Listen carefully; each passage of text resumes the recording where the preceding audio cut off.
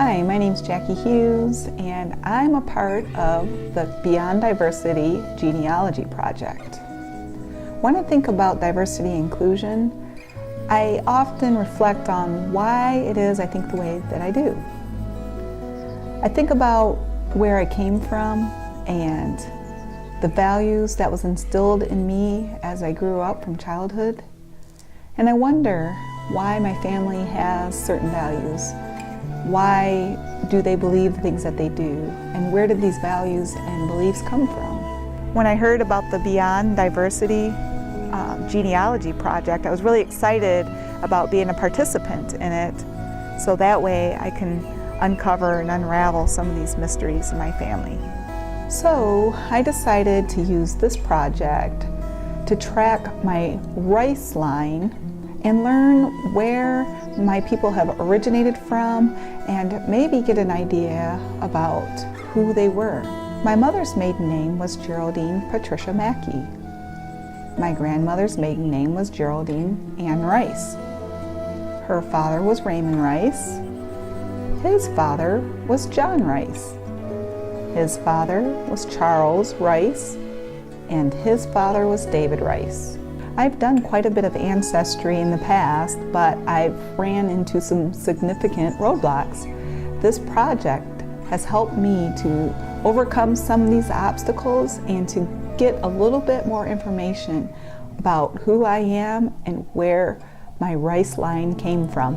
During this project, there were several things that surprised me. First, I was surprised at how a state's growth affected my ability to get records on my ancestors. Through this project, I was able to find more records about David Rice. I already knew he had a son, Charles, born in Ohio in 1817. I learned he had 6 kids and was able to find records for his daughter, Susan Rice Stanley, who was born in 1801 in Ohio. I found marriage records that he married Jemima Lett in Ohio in 1821. Jemima brought a 6-month-old son, Elijah Lett, to this marriage, and in later years, Elijah wrote an affidavit referring to Charles as his brother. Susan Rice Stanley's death certificate listed Jemima Lett as her mother. Both Charles and Susan said their father, David Rice, was born in Ohio. The information I gleaned from these records was not enough, so I started to read about the history of Ohio, most specifically Black history in Ohio, to learn where I might find more records on Blacks and to figure out what the lifestyle was like of my ancestors in Ohio. The people of my family formed communities of Black and mulattoes. The records from these families that are associated with the Rices listed various Ohio counties, and at first I thought the families moved around a lot, when in reality the county lines changed significantly throughout the years.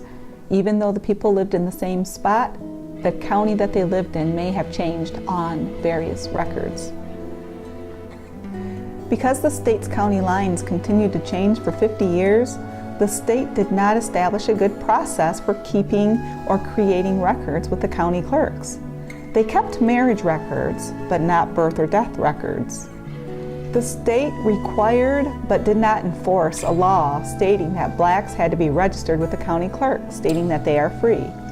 I had hoped to find more information on David Rice from these manumission records, but the counties in which these Black communities existed did not keep these records.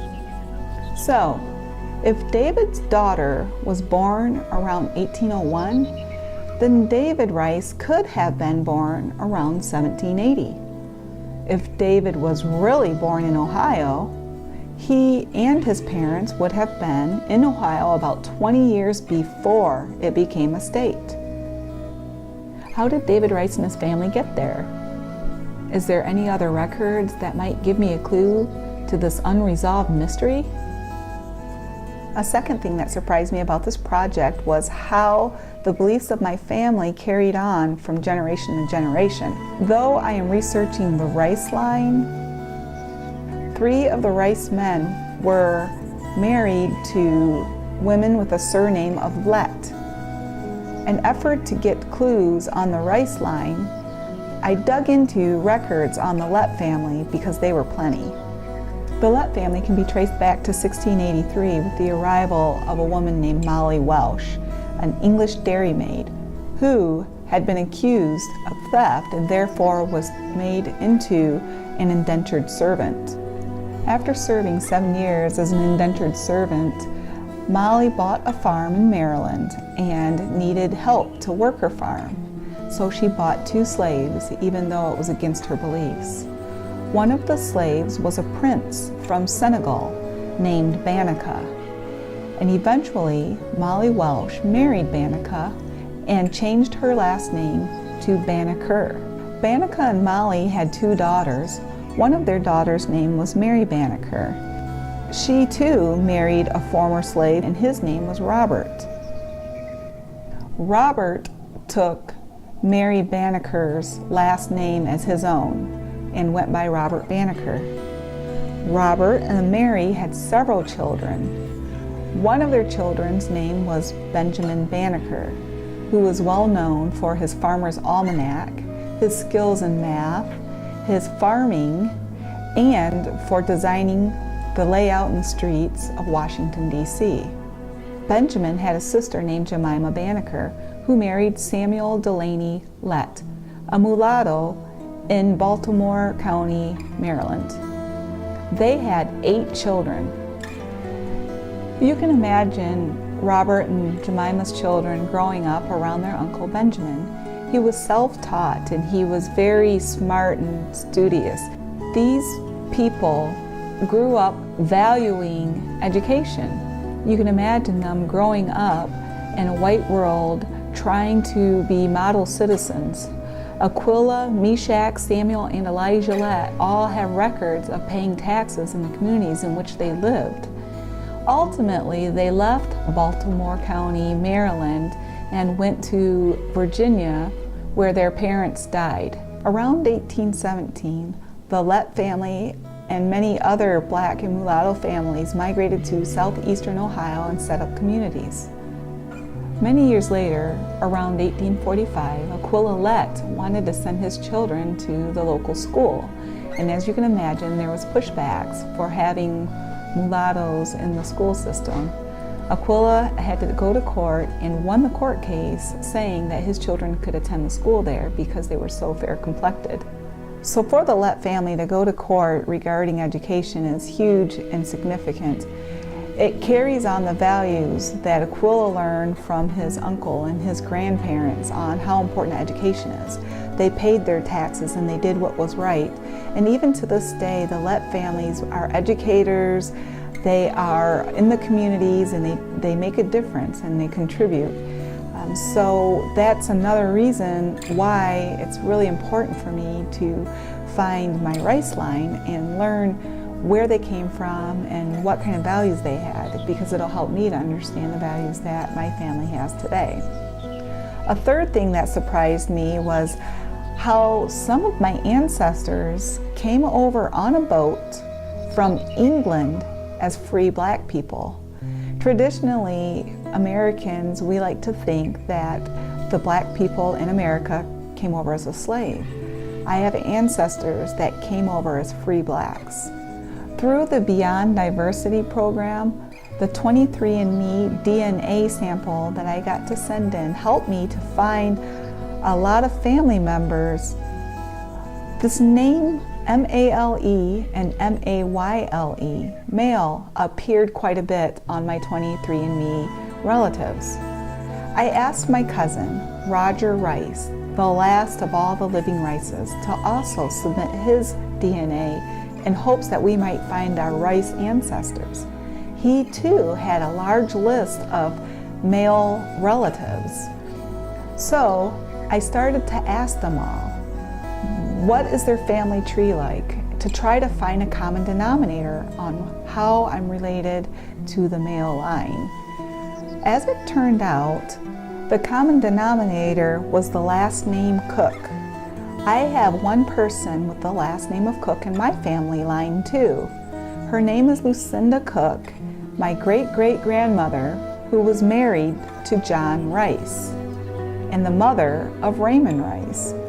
This surprise helped me to find out who her parents were and where they came from. I only had one record of her and her parents in my Ancestry.com. And because of this DNA connection, I was able to trace that Cook line back through the males to a boat in England that came over in 1780s. Free blacks who came from England. So, with all these new great and exciting discoveries that I've made, what's next?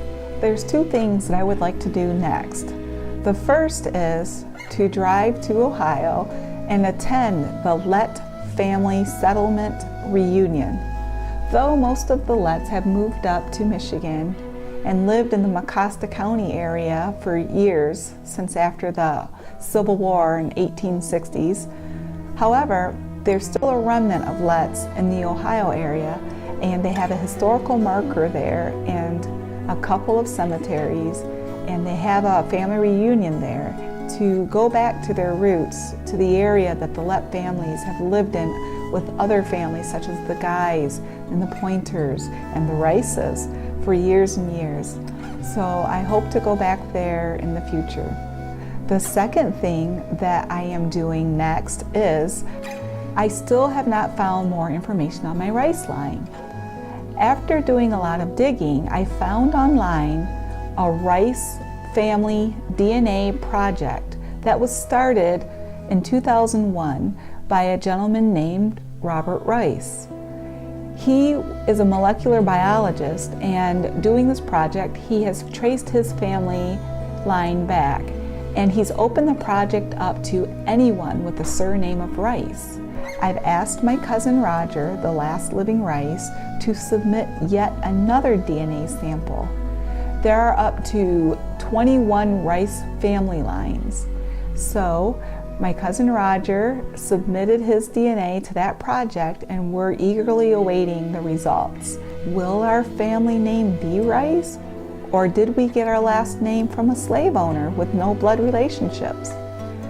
What Rice line are we coming from? Did we originate from the state of South Carolina or from Massachusetts? We don't know, but we're really excited about finding out where we came from and where our roots lie.